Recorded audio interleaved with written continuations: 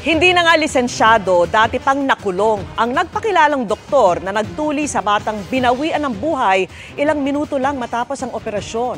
Ayon sa mga otoridad, matagal nang walang permit ang lying-in clinic kung saan nasawi ang bata. At nakatutok si Jomer Apresto.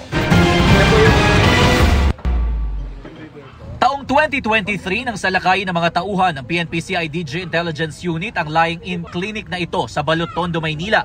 Nakatanggap kasi sila ng reklamo na ang nangangasiwa raw ng clinic isang babaeng senior citizen na nagpapanggap umanong doktor.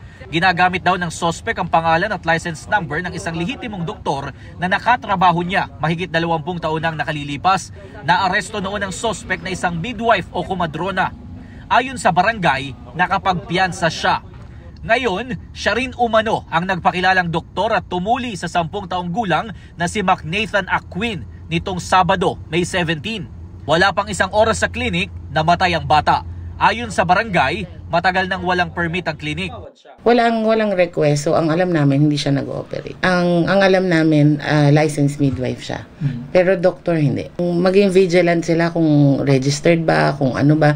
Tsaka ang dami-dami nating ospital na pwede nilang puntahan. Kinumpirma rin ng nanay ng bata na si Marjorie na ang babaeng nahuli noong 2023 at ang babae na nagpakilalang doktor at tumuli sa anak ay iisa. Nakatuklasan niya lang daw online ng clinic dahil assistant doon ang isa sa kanyang mga kakilala. Sinabi pa raw sa kanya na 3 na ang kanilang natuli noong araw na yon. Sa halagang 1,200 pesos, napapayag si Marjorie na doon ipatuli ang anak.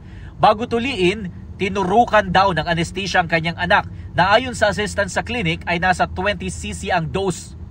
Ilang minuto matapos ang pagtuli, napansin ni Marjorie na nanginig na ang kanyang anak. Napatagal pa po doon dahil ang sabi po sa akin ng doktor, normal lang daw po yung kasi groggy, pati po yung assistant.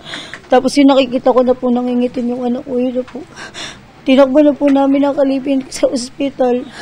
Tapos ayun na po, dead on arrival na po. Matapos mangyari ang insidente, dinala naman sa MPD ang babaeng nagtuli sa kanyang anak. Pero pinauwi rin dahil kailangan pa raw i-autopsy ang bangkay ng bata. Nakatakdang i-autopsy ng NBI ang bangkay ng bata para malaman ang sanhi ng kanyang pagkamatay. Pero nagdadalawang isip pa raw dito ang pamilya. Para po kasing naawa na po ako sa anak ko eh. Sobrang bata po na anak ko eh. Para mamatay na dahil lang sa ganyan eh. Sobrang sakit po sa akin. Pangalay ko po yan eh. Hindi ko po talaga siya mapapatawad. Para sa GMA Integrated News, Jomer Apresto, nakatutok 24 oras. Sinusubukan pa rin naming makuha ang panig ng pagtuli sa bata.